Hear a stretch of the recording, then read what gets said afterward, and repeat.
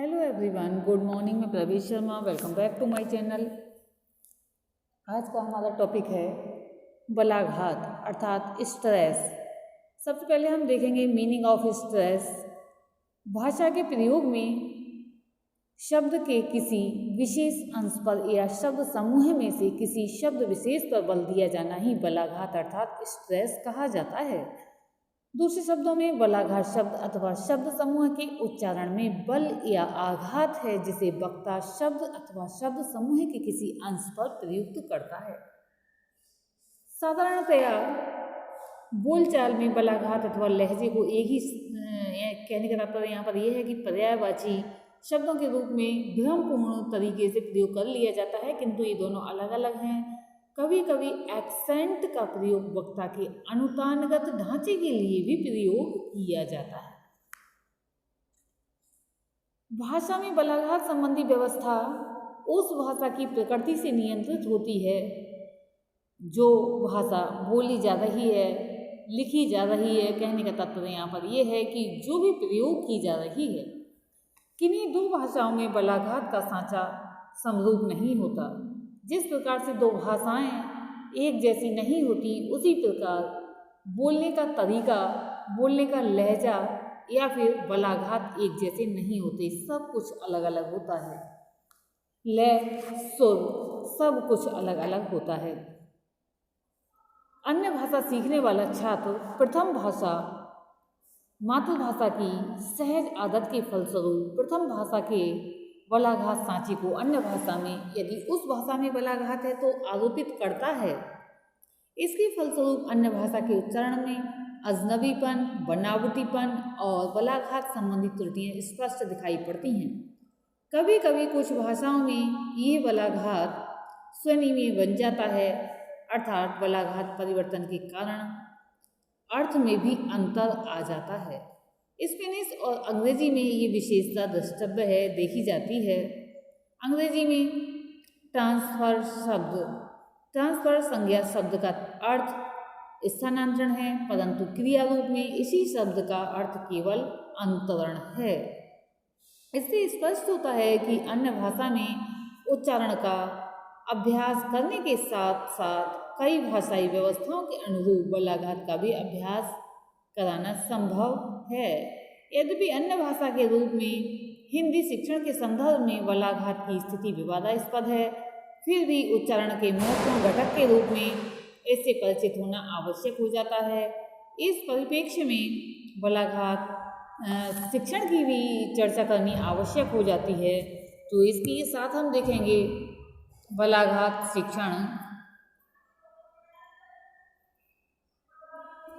अन्य भाषा के शिक्षण में ध्वनियों के उच्चारण के साथ साथ भाषा की प्रकृति के अनुरूप बलाघात शिक्षण की यह बलाघात शिक्षण का विशेष महत्व है, अर्थात इसका शिक्षण एक तरह से किया जाता है। अन्य भाषा सीखने वाला छात्र मातृभाषा की बलाघात व्यवस्था का अन्य भाषा में आदतवश प्रयोग करता है, उसकी एक तरह से हैबिट बन जाती है, उसके कारण से प्रयोग करता है।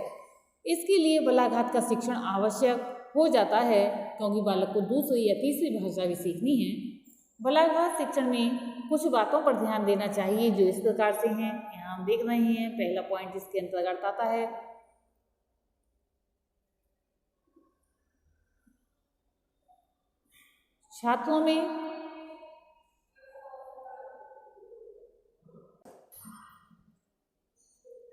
छात्रों को अन्य भाषा में बलाघात के नियमों से परिचित कराना आवश्यक हो जाता है। इससे शब्दों के सही उच्चारण में उसे सहायता प्राप्त होती है। अन्य भाषा के शिक्षण में छात्रों को बलाघात तथा लय के प्रयोग में कठिनाई हो सकती है। वह मातृभाषा की इन व्यवस्थाओं में एक सीमा तक कहीं परिचित होता है कि उससे भिन्न दूसरी व्यवस्था के प्रयोग में उसे कठिनाई होती है। यहाँ कहने का तात्पर्य ये है कि जो भी तरीका या बल का आघात मातृभाषा में करता है और दूसरी भाषा प्रयोग कर रहा है बालक, तो उसे उसमें उसी प्रकार का अगर बल या आघात का प्रयोग करता है तो उसे कठिनाई होगी, क्योंकि शब्द का अर्थ भी बदल जाएगा। ध्वनियों की भांति इस क्षेत्र में भी वह मातृभाषा की व्यवस्था को अन्य भाषा में आरोपित करने का प्रयत्न करता है, अतः प्रारंभ से ही उसके शिक्षण पर ध्यान देना आवश्यक हो जाता है। ध्वनि शिक्षण संबंधी समस्याओं को वहाँ समस्याओं की भांति यानी कि जो ध्वनि शिक्षण संबंधी समस्याएं हैं उसी की तरह बलाघात और लय के शिक्षण में भी एक एक शिक्षण बिंदु के शिक्षण पर यानी कि ध्यान केंद्रित करना आवश्यक हो जाता है। शिक्षण बिंदु विशेष पर पर्याप्त यानी कि पूरी तरह से अभ्यास करने के बाद ही अन्य बिंदुओं को लिया जा सकता है।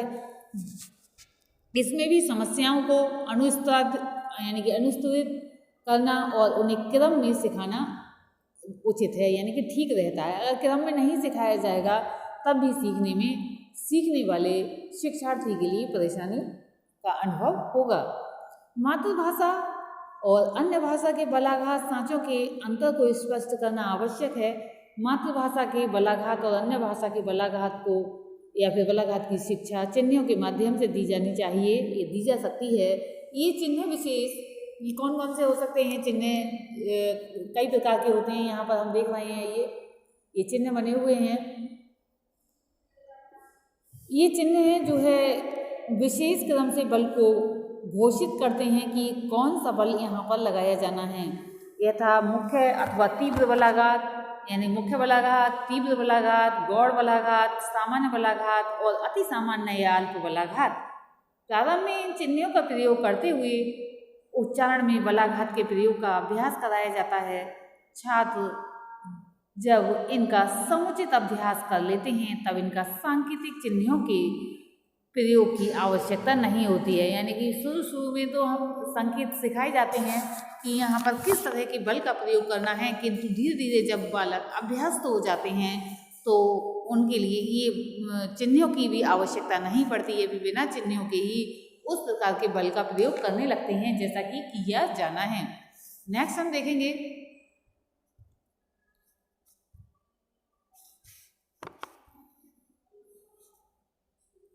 बलाघात के शिक्षण में अनुकरण अभ्यास का विशेष महत्व है। अध्यापक द्वारा प्रस्तुत किए गए नमूने का छात्र अनुकरण करते हैं। मातृभाषा के बलाघात सांचों के स्थान पर अन्य भाषा के बलाघात सांचों के प्रयोग की आदत उत्पन्न करना एक तरह से जरूरी हो जाता है। इसके लिए अंतर अभ्यास सर्वोत्तम साधन है। मातृभाषा तथा अन्य भाषा के बलाघात सांचों का अंतर समश्रुतीय शब्दों द्वारा स्पष्ट किया जा सकता है। छात्र दोनों के अंतर को सुनता है और पहचानता है। अंतर को समझते हुए उसका अभ्यास करना अधिक उपयोगी माना जाता है, क्योंकि कहते हैं कि अभ्यास से ही बालक या अभ्यर्थी अभ्यास तो होता है। एक कहावत है इस विषय में, करत करत अभ्यास थे जड़मत हो तो सुजान। तो फिर अभ्यास से सब कुछ संभव है, तो ये क्यों नहीं संभव है। बलाघात का अभ्यास टेप की सहायता से भी कराया जा सकता है। अध्यापक द्वारा प्रस्तुत किए गए नमूने अथवा मातृभाषा भाषियों के बलाघात को टेप द्वारा प्रस्तुत किया जा सकता है। तत्पश्चात उसके अनुकरण का अभ्यास कराया जाता है। टेप द्वारा सामग्री को प्रस्तुत करने में अन्य सुविधाओं के साथ एक विशेष लाभ ये भी है कि अध्यापक को मार्गदर्शन देने का अधिक अवसर मिलता है। स्पष्ट है कि अन्य भाषा के शिक्षण में बलाघात का व्यवस्थित शिक्षण आवश्यक है, जिससे छात्रों में इसके प्रयोग की सहज आदत विकसित हो सके। अब हम संक्षेप में इसी को देख लेंगे। हमारा जो टॉपिक है बलाघात अर्थात स्ट्रेस। सबसे पहले हमने देखी definition, meaning of stress. Definition तो हमने बाद में देखी है, लेकिन सबसे पहले हमने अर्थ देखा है। यानी कि बलाघात का अर्थ भाषा के प्रयोग में शब्द के किसी विशेष अंश पर या शब्द समूह में से किसी शब्द विशेष पर बल दिया जाना ही बलाघात अर्थात स्ट्रेस कहा जाता है। दूसरे शब्दों में बलाघात शब्द अथवा शब्द समूह के उच्चारण में बल या आघात है, जिसे वक्ता शब्द अथवा शब्द समूह के किसी अंश पर प्रयुक्त करता है। यहाँ पर ये भी जान लेना आवश्यक है, बल वर्ण पर भी दिया जाता है, बल शब्द पर भी दिया जाता है, और यह जो बात आ रही है शब्द समूह है यानी कि वाक्य पर भी बल दिया जाता है। तो यहाँ पर अगर हमें ये बताना पड़े कि बलाघात कितने प्रकार का होता है, तो वर्ण बलाघात, शब्द बलाघात, वाक्य बलाघात, ये बलाघात कई प्रकार का होता है। और इसको अगर हम परिभाषित करें तो परिभाषा भी इसी प्रकार से हो सकती है कि बलाघात वस्तुतः शब्द अथवा शब्द समूह के उच्चारण में किसी अंश पर लगाया गया बल है। ये इसकी डेफिनेशन हो जाती है। इसके बाद हमने देखा बलाघात शिक्षण, जिसमें जो हमें पॉइंट लिए गए थे वे थे नियमों से परिचित कराना। बलाघात शिक्षण में सबसे पहले हम नियमों से बालकों को परिचित कराएंगे, क्योंकि बालक अगर नियमों को समझ लेंगे तो बलाघात का प्रयोग उचित ढंग से कर सकते हैं। छात्रों को अन्य भाषा में बलाघात के नियमों से परिचित कराना आवश्यक हो जाता है, जिससे शब्दों के सही उच्चारण में उन्हें सहायता मिलती है।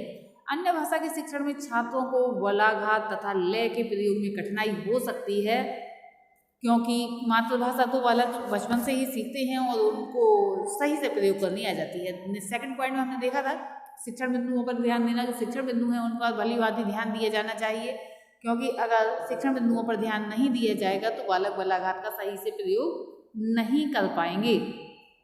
शिक्षण बिंदु विशेष पर पर्याप्त अभ्यास करने के बाद ही अन्य बिंदुओं को लिया जाना चाहिए। इसमें भी समस्याओं को अनुस्तरित करना और उन्हें क्रम में रखना उचित रहता है। नेक्स्ट हमने देखा स्पष्टीकरण के विषय में। मातृभाषा और अन्य भाषा के बलाघात सांचों के अंतर को स्पष्ट करना आवश्यक है, और इनमें चिन्ह बलाघात चिन्हों का प्रयोग किया जाना चाहिए जब बच्चे बलाघात को सीख रहे होते हैं। किंतु धीरे धीरे क्या होता है कि बालक स्वतः ही इसका बलाघात का प्रयोग करने लगते हैं, उन्हें चिन्हों की कोई आवश्यकता नहीं रहती है। नेक्स्ट हमने देखा अनुकरण शिक्षण।